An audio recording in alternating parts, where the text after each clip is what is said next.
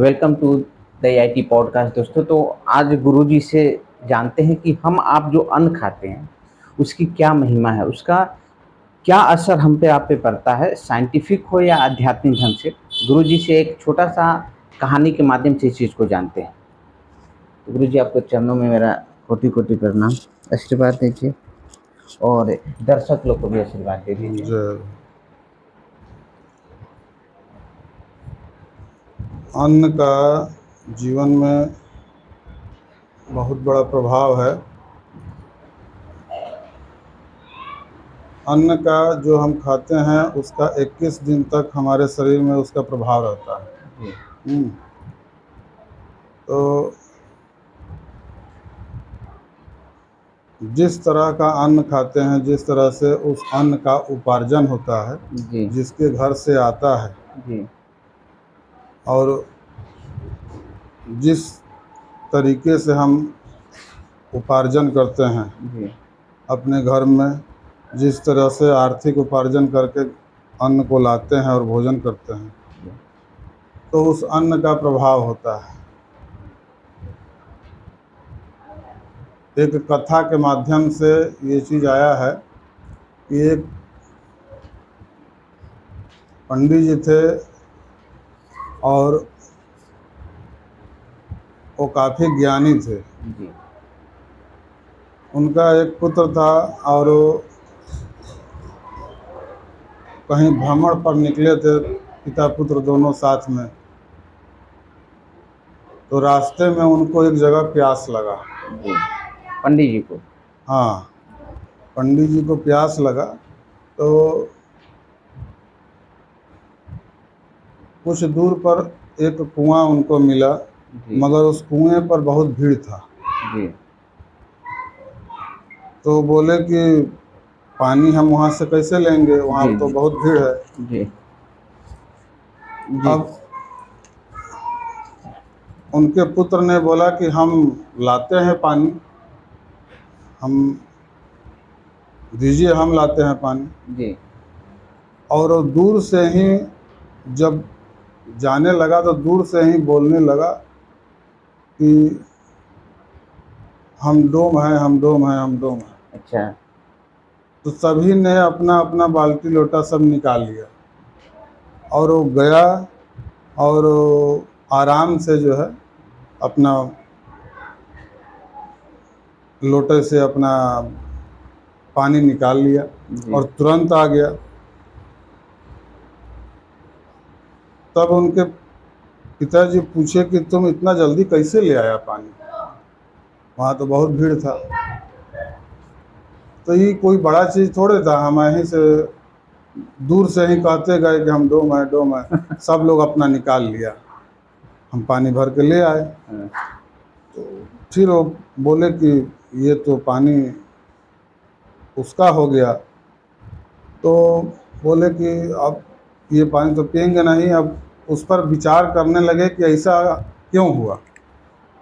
इसे बोलते गए, बोलने के से वो मना कर दिए कि नहीं, वो बोले कुछ नहीं, उस पानी को गिरा दिए और इस पर वो मंथन करने लगे कि ऐसा इसने क्यों बोला और अच्छा। ऐसा इसने क्यों किया। तो मतलब ये तो बोलने का रीजन उसका यही था ना कि जल्दी में लोग साइड हो जाए, हम अपना हाँ, लेके चले जाएं। हाँ, पहले ये सब चलता था, हाँ अब तो हाँ ये सब नहीं है, जी और पहले ये सब होता था। हम्म, तो अब इस पर वो विचार करने लगे कि ऐसा क्यों हुआ, ऐसा ये बोला क्यों, इसके मन में ये विचार क्यों आया। तो जब वो उसके गर्भ के समय का वो अपना ध्यान केंद्रित करके उसको देखे कि इसका गर्भ कब रुका है जी और उस दिन हमारे यहाँ कहाँ का अन्न आया था। जी तो पहले होता था कि राजा के यहाँ कर दिया जाता था, हम्म, जो भी गांव में लोग होते थे वो कर देते थे राजा के यहाँ, जी जो किसान लोग। किसान लोग। हम्म, तो वहीं जो कर था उसमें डोम के यहाँ का कर आया था, वहीं इन पंडित जी को मिला था। अच्छा। और वहीं अन्य उस दिन ये खाए थे और उसी के प्रभाव से अ, उसका अंश उसमें थोड़ा सा आ गया। अच्छा। उस बालक में थोड़ी देर के लिए, चूँकि उसी दिन का अंश था इसलिए बहुत प्रभावित नहीं किया, मगर उसका थोड़ा सा अंश आ गया। जी। तो अंश थोड़ा सा आ गया और इसी के वजह से वो थोड़ा समय के लिए उसके बुद्धि पर ऐसा प्रभाव पड़ा। जी। तो ये तो कहानी के माध्यम से हम बताए हैं। ऐसे भी आप अपने परिवार में देखिए, बहुत जगह लोग तामसी भोजन करता है जी। और कुछ सात्विक भोजन करता है। जी। जी। तो दोनों में, दोनों के विचार में, दोनों के बुद्धि में, विवेक में आपको अंतर आएगा, जी। तामसी भोजन करने वाले में और सात्विक भोजन में। गुरुजी, ये जो आपने बताया है कि अन्न का जो असर, उसने जो डोम के द्वारा जो कर दिया गया था वही अन्न इन पंडित जी को मिला था, हाँ, तो उसको खाने से प्रभाव हुआ। लेकिन ये बड़ा ही मतलब रहस्य जैसा लग रहा है कि अन्न उसने खाए तो उसका व्यवहार उस तरीके से होना, उसके अंदर उस प्रकार का ऊर्जा आना, वो चीज़ ठीक है। लेकिन अब एक छोटी सी बात है जो ये टेक्निक लगाया है कि भाई मैं इस तरह से बोलते जाऊंगा तो भीड़ फट जाएगा और मैं सामान लेकर जल्दी पानी लेकर चला जाऊंगा। तो इस चीज को अन्न का ही प्रभाव कैसे हो सकता है? ये तो अपना टेक्निक को लगा है। हाँ यदि तो है तो बड़ा ही नहीं, सूक्ष्म चीज है ये। सूक्ष्म चीज़ है। तो देखिए, जैसे हम अपना जाति नहीं बदल सकते हैं अपने। अगर आपको बोला जाए कि किसी स्वार्थ के लिए आप अपना जाति बदल दीजिए, हम्म।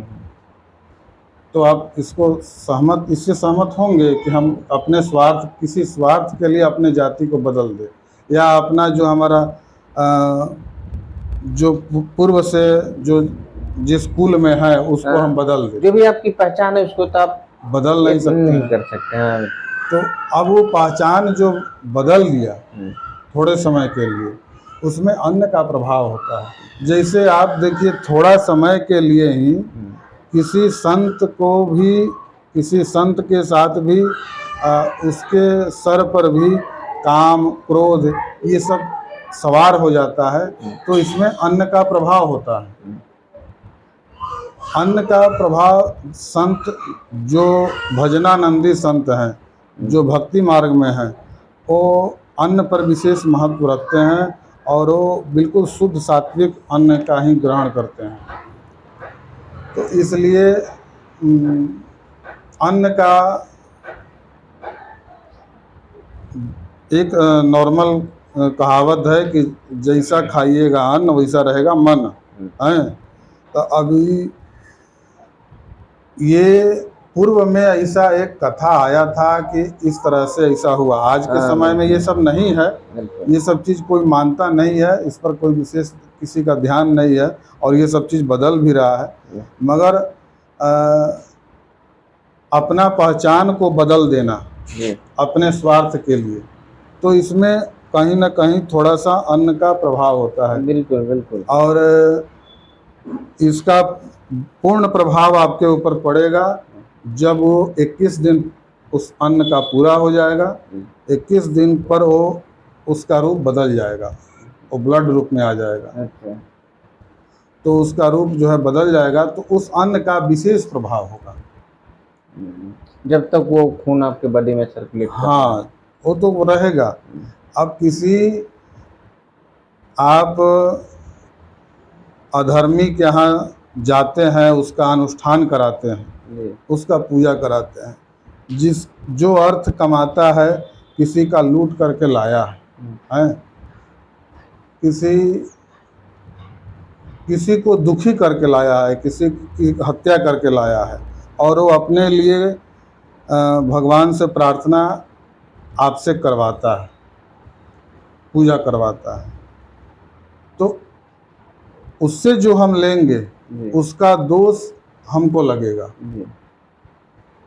हालांकि उससे कुछ होगा नहीं, उसका धर्म बनेगा नहीं, वो उसको डबल अधर्म होगा।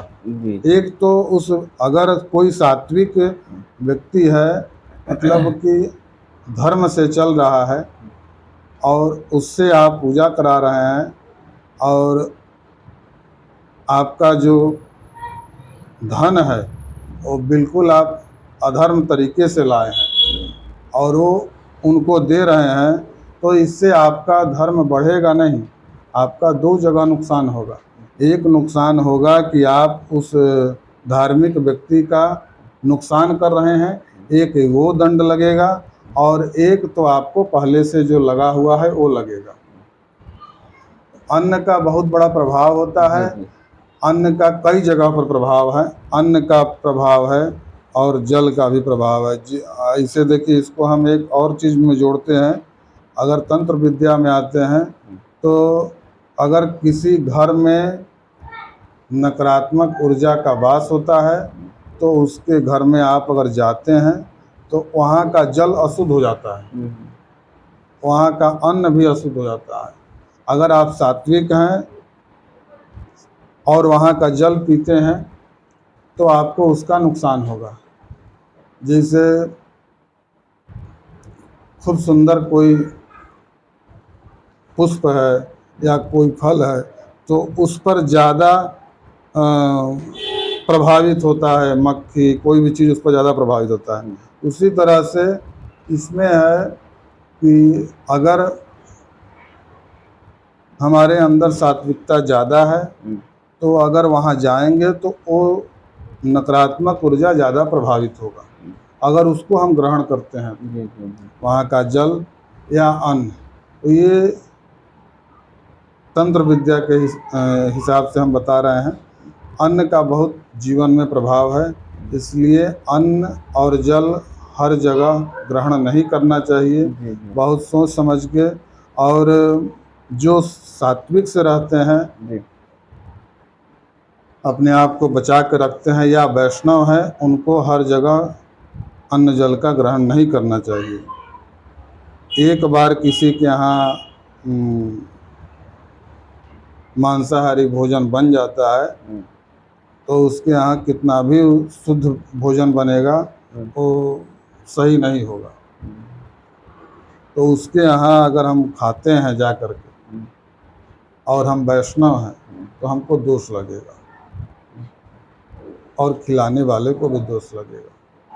और ये बातें शास्त्र में बताई गई हैं। हाँ, तो ये सब चीज़ शास्त्र का ही बात है। ये तो अन्न का प्रभाव इसको बताया गया है, कई जगह पर अच्छा, बताया एक बार जैसे मांसाहार किसी घर में बन गया और उसका प्रभाव आजीवन रह जाता है। देखिए, आजीवन अगर वो अपने विचारधारा को बदलता है, अपने आप में परिवर्तन लाता है, तो ऐसा नहीं है, परिवर्तन हो जाता है, शुद्ध हो जाता है। मगर अब जैसे कि हमने गलती किया और हमारे मन में आया कि अब हम पूर्ण शरणागति हो गए, हे प्रभु अब से हम ये सब गलती नहीं करेंगे, तो उसका वो सारा चीज़ जो है बदल जाता है। मगर दोबारा कुछ दिन के बाद फिर उसके मन में वो चीज़ आ जाता है, तो ये नहीं होता है।